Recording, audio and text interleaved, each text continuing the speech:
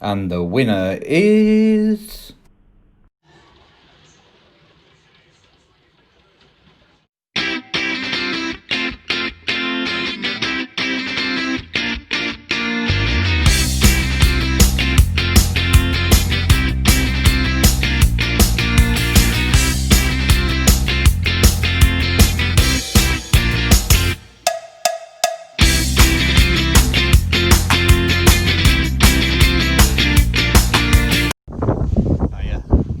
Bit of a break in the weather.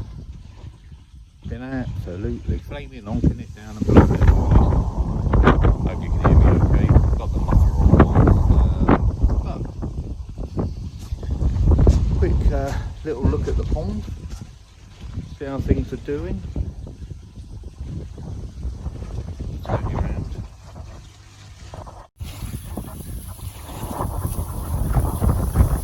So despite the wind and the rain and everything else has been thrown down, don't seem to be doing too bad. Backy shower getting blown about a bit and see some splashing up on the rocks there, but the fish are all doing well.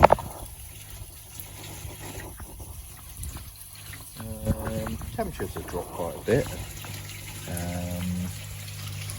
which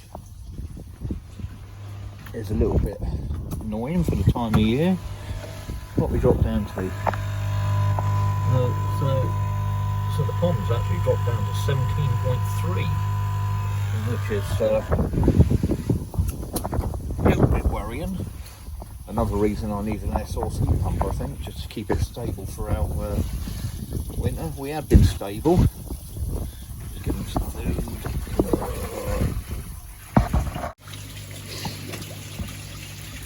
Accidentally knocked the wrong button on the feeder there. But yeah, as you can see, they're still on the food.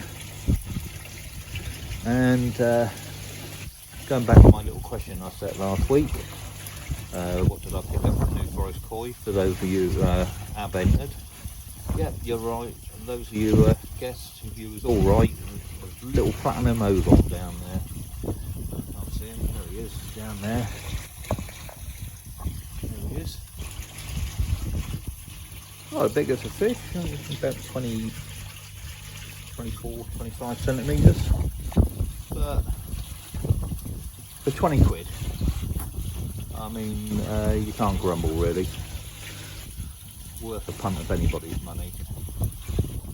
And I do like platinums, especially when they get big. But obviously this is from New Forest Koi's own bloodline. Japanese parents, but UK bred. For I think it was about the first 3 days I had him home, he used to sit in there and he'd just take a bit of food when it come down, and he'd venture out, swim down to there, and as soon as one of the biggest fish came by, he'd go disappearing back into there. Obviously because obviously in the pools he was being raised in, and he's sort of like one of the bigger fish, king of the alley, I suppose. And then he gets removed, dropped in a pond where most of the fish are sort of 5 times his size.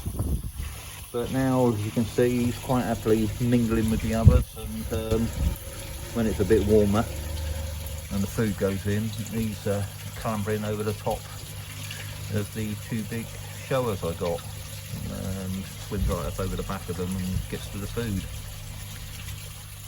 So it'll be interesting to see how he develops, how he grows. But yeah, no, like I said, for 20 quid, you can't really grumble. So as I said before, if you're not worried about actually having Japanese bloodlines, then, well, he's from a Japanese bloodline, but if you're not after a pure Japanese import and you're quite prepared to go to a UK breeder, I mean, there's a few of them about now.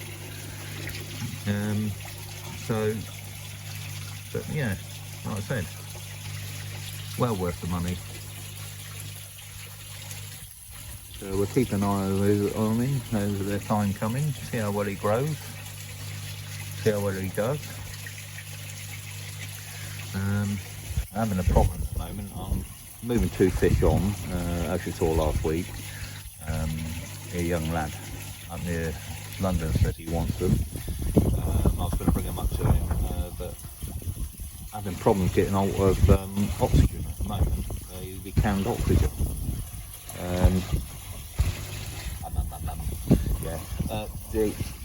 Can't get old canned oxygen. 24 are out of stock. There is a couple of other companies that do, pure oxygen in a can as well, sort of like for athletes and sports people. They on back order as well, and they're sort of blaming it on the pandemic, not so much as they stopped production, but all oxygen production companies were supplying the NHS, and now there's a bit of a backlog. If anybody knows where I can pick some up, because I obviously need to get these 2 fish out and moved on. Don't want to keep the young lad waiting. He's got his own YouTube channel, that sort of thing, and I promised him the fish, and it's just a bit disappointing when I can't get him up to him. Talking of which, I've got to drop him an email or a message later. But yeah, so I need to get some O2 so I can fill the bags up and get them transported up there. So unfortunately, he's going to have to wait now until I can get some. I don't want to risk moving them without putting any O2 in the bags, as you can imagine. But yeah, so I'll put the names into a random name generator, comment generator, a little later on, and draw a winner for the mug, and I'll get it posted out to the winner as soon as possible. Alright, let's get on with a few jobs. Catch you in a minute. And just a reminder of the giveaway that I announced for when I reach 500 subs.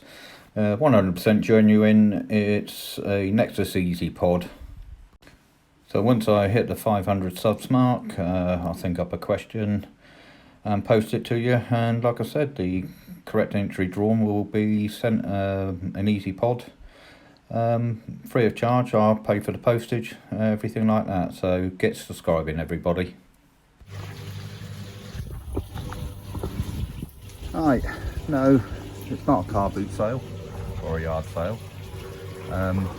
This is more really for people who are just sort of like starting out in koi keeping. Wait for the plane to go over.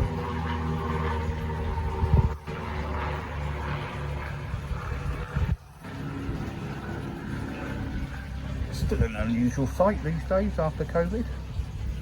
But yeah, okay, so basically, yeah, this is more for the people who are just starting out in koi keeping. So let's just presume that you've got your pond, got it all set up, got your filters in, got your pumps, UV and everything like that, and your pond's running, you've got fish in, and then it's what other kit do you need? Well, essential kit, what I think, I may have missed something, and if I've missed something, somebody can pick me up on it, that's fair enough and that lot. But first off, I'll say the most important thing to start with is test kit.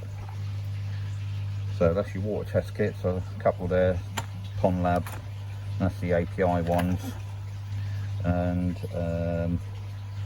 I've got a few of these Hannah digital readout ones, and these are the bees. But yeah, so yeah, test kits. Make sure that you've got the basics of ammonia and nitrite. Sorry, that's the two main ones you've got to have on a test kit, and then you want to have things like nitrate, pH, KH, GH. But like I said, out of all of them, the ammonia and the nitrite, you just got to make sure you definitely got them. Both of these, the Pond Lab and the APIs are great, not a problem.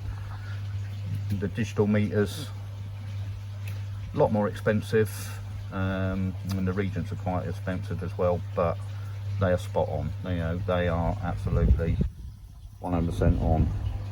Now, you can get these, which are little dip test strips, right? Okay, if it's a case of something's wrong and you've only got a few minutes and you just want to do a little test, just to have a look, just to see if you can see anything is off, but they're not very accurate and it's sometimes hard to read, and I wouldn't rely on them. But just as a quick dip, if you notice something wrong, just to check, see what you need to look at, okay, fair enough. But like I said, not really the ideal things. I mean, these aren't expensive, you know, I think you can pick them up for about £30 now. I know some places are getting a bit more expensive, but yeah. So number one thing to get, definitely, if you're keeping koi, water test kit. Along with that, you want some chlorine testers. I use the TPD4 tablets. Just drop in the water, look for any hint of pink in the water, like I said, and that lets you know if you're chlorine.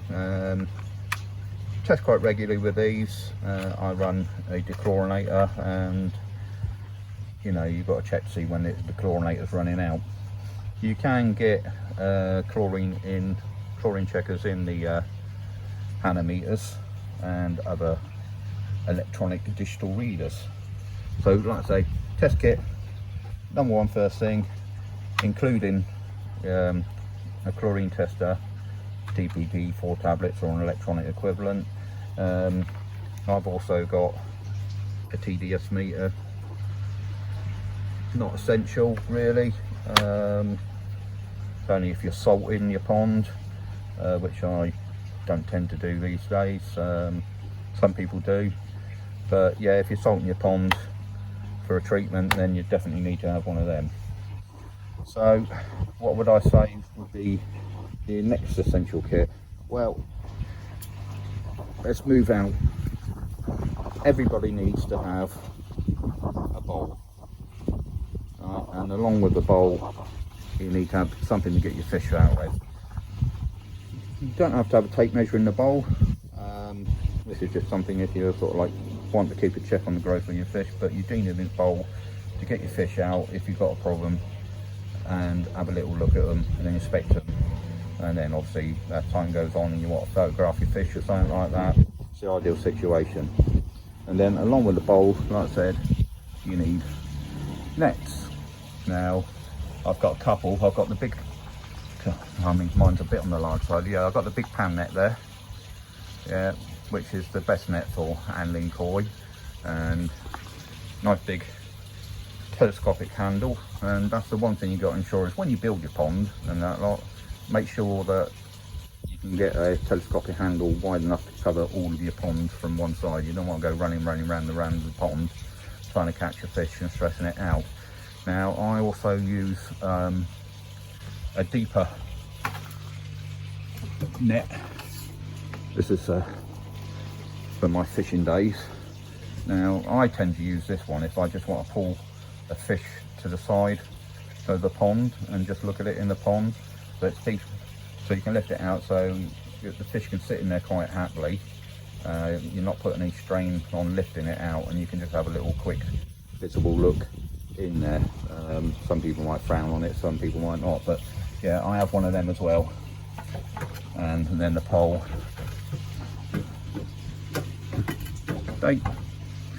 And then obviously the other thing is, once you net your fish to the side of the pond, something to lift it out with, koi sock.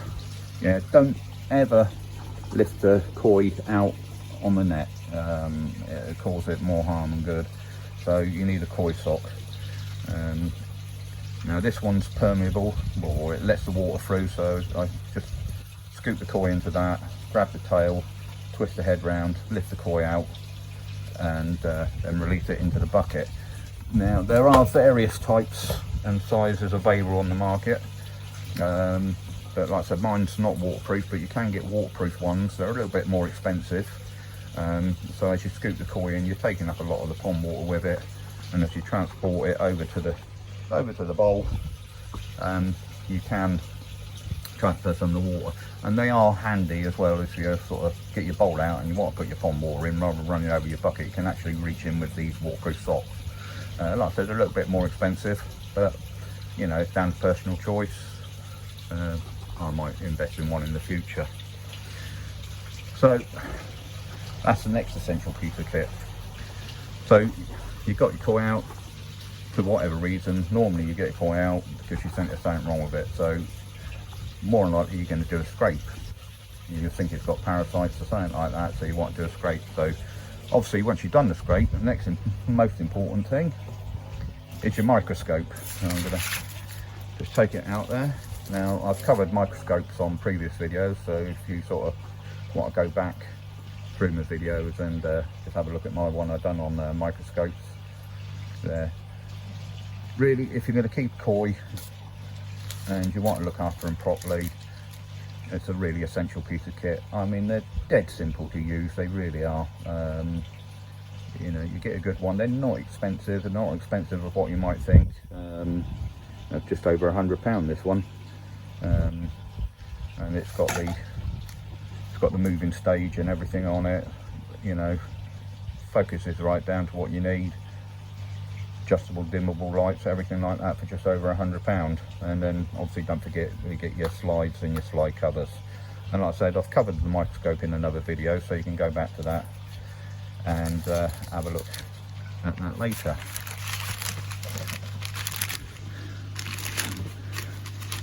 You know, I see countless posts on the social media groups and that, social media koi keeping groups and that. I've got something wrong with my fish, I haven't got a microscope, I don't know how to do a scrape or anything like that. I mean, honest, it's simple, and you know, it's fascinating. So yeah, you've done that, you've done your scrape, you found something, whatever it might be, costia, fluke, you know, trichidina or anything like that, so then you need to treat it. So it's always a good idea to keep treatments in stock. I mean, this is just a few of them I've got in there. You know, I've got Learnex, Alparex, Flucosol, formaldehyde, FMG premix, you know, anti-parasite, chloramine T, antibiotic sort of thing, and then the old favourite, potassium permanganate. It's always good to have something in stock.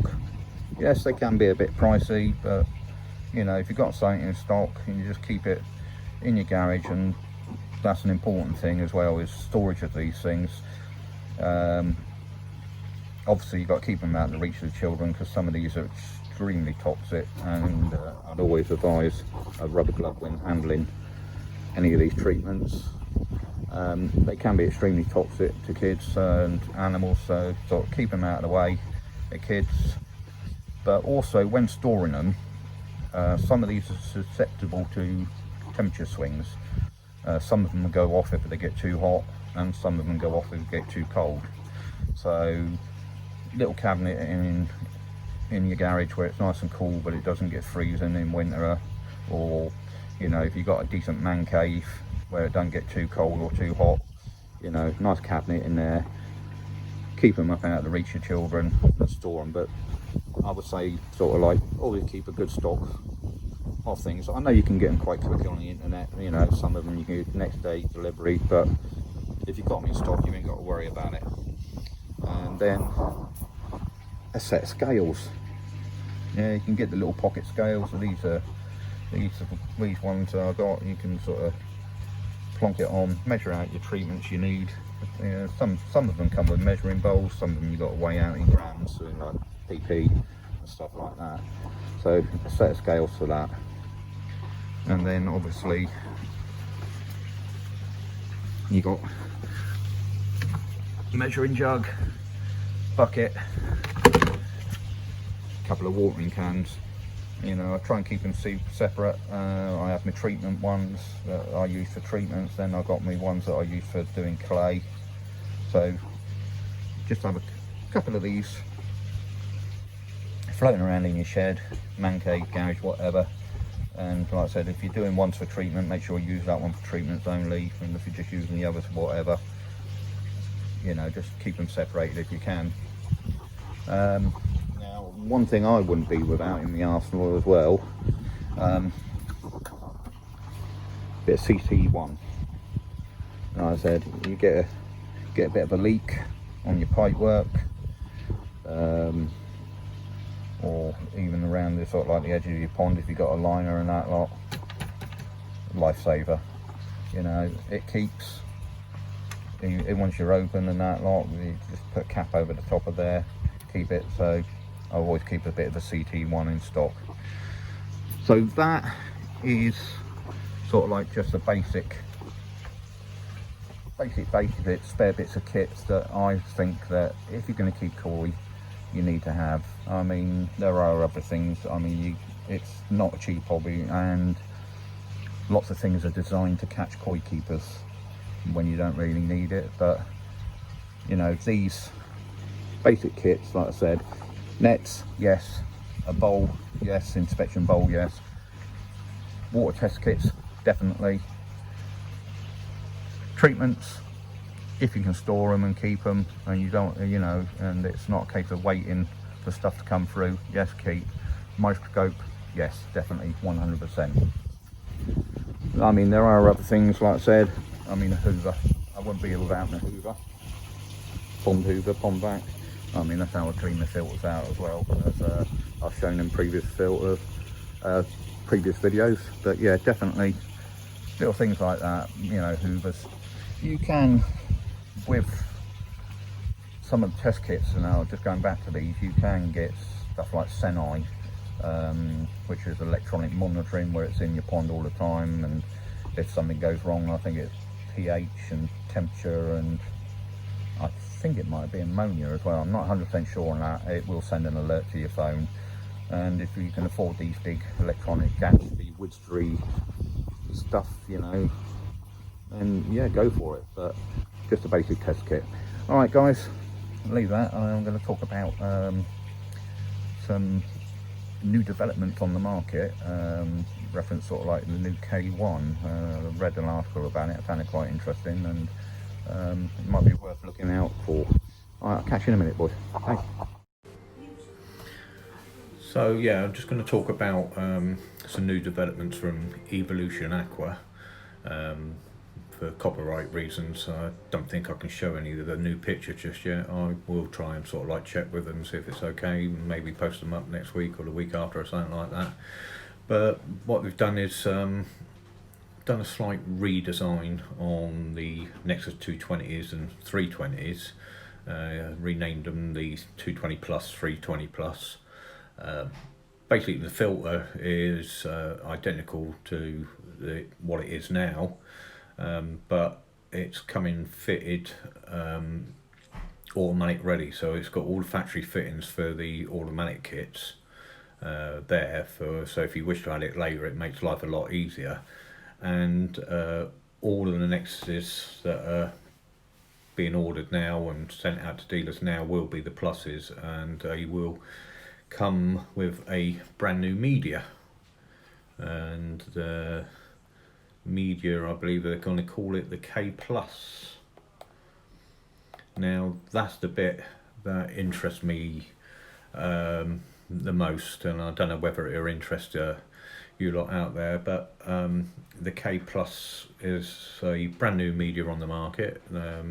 They've been doing the K1 for probably about 15-20 years, and since they brought it out, obviously competitors have come out, brought out their own plastic media, you know, trying to outdo them for surface area and everything like that, and now Evolution Aqua have come back with a K Plus, and this may, if the claims are true, be a game changer in speeding up the maturation of the filters.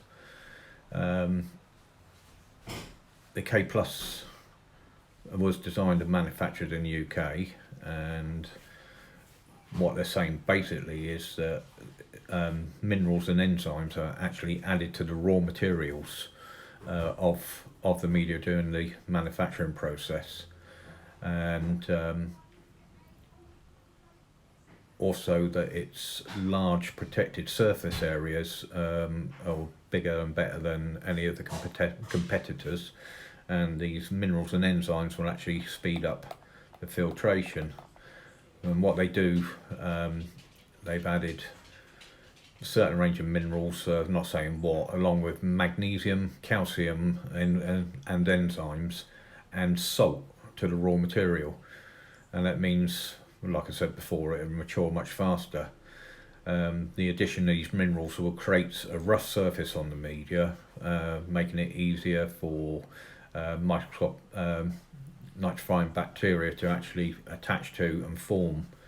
And the minerals actually in the media will act as a food source for the bacteria, helping it develop and multiply a lot faster, and therefore improving maturation times. And calcium has proven advantages for developing and maintaining effective biofilms, and I sort of like covered that when I was talking about clay in the ponds, how good bacteria needs calcium and other things to survive and grow healthy. And the enzymes that are added to the media make it sort of like sticky to the touch, so that the waste particles in your water can adhere to the media, making it easier for your bacteria to feed on. The salt is added to the process, so once it's dissolved during the cooling process, that's what gives it the rough surface on the for the biofilm. It's a totally new shape as well, and it's increased the surface area. I think they give the stats of about 1,350 meters squared per meter cubed. Any mathematicians out there work that out? I'm not exactly sure what that means. And saying that it's got a lot larger protected surface area. So the protected surface area is where, when it's getting bashed about in moving beds and that, like the protected areas are the bits that doesn't get affected. It's actually inside the K plus. So they're saying the shape of the K plus media optimizes the amount of quiet zones within the media, where a stable biofilm can develop, whilst K plus media keeps the integral profile of K1 media at its core. There is an extra layer of cells and fins around the outside of each piece to enable microscopic organisms such as rotifers and Vorticella to thrive. This additional benefit, as a competitor media do not have such quiet zones, would allow these higher life forms of filter feeders to develop. The bacteria and organisms that form within the biofilm ensure the media delivers optimal levels of biological filtration in the moving bed, and which has been proven filtration technology for many years in the fish keeping hobby. Now, also the interesting thing of this is that they're doing two types of this media. You're having the white standard like the K1 now, which is floating, but they're also doing a black version which is actually sinking. So I suppose sort of like they're looking at showers, backy rivers, different things like that, where a sinking media is needed. So it's quite interesting. If you go onto the Evolution Aqua website, they've got it all there. And like I said, any of the new 220s, 330s coming out will be provided with 50 litres of the new filter media. So anybody out there who's thinking of ordering one or who's about to order one, maybe they can sort of like let us know how quickly it matures. Basically what they're saying is that with the new media, the problems we've all had of getting our media to mature will now be a thing of the past. And as we all know, that is one of the problems starting up a new pond. So it'd be interesting to see what happens. I'd like to hear from anybody who does get one, or they can film it themselves and go through the process. It's available on its own, the K Plus media. I think it's in 25 litre and 50 litre bags. So once it becomes available on the market, I may get myself some and add it to my Nexus, just sort of see what sort of difference it makes, and hopefully we get some good results out of it. Like I said, it could be a game changer, it might not, but fingers crossed. And I've just got to say as well that I'm not sponsored by Evolution Aqua or anything like that. This is just something that caught my eye and thought it might be a bit interesting to anybody who hasn't seen it, and they're sort of like Nexus users or they're K1 users. Right, so we're going to move on over now, and I'm going to do the draw for the mug. Alright guys, see you in a minute. So all the names of correct answers have been put into a random comment generator. Good luck everybody. Let's hit the start button, and away we go. And the winner is David Minton. Congratulations, David. If you contact me, either here on my Facebook page, give me your details. And as soon as the mug arrives, getting some more ordered, you see, I'll get it off to you in the post ASAP. Congratulations, David. Thanks very much.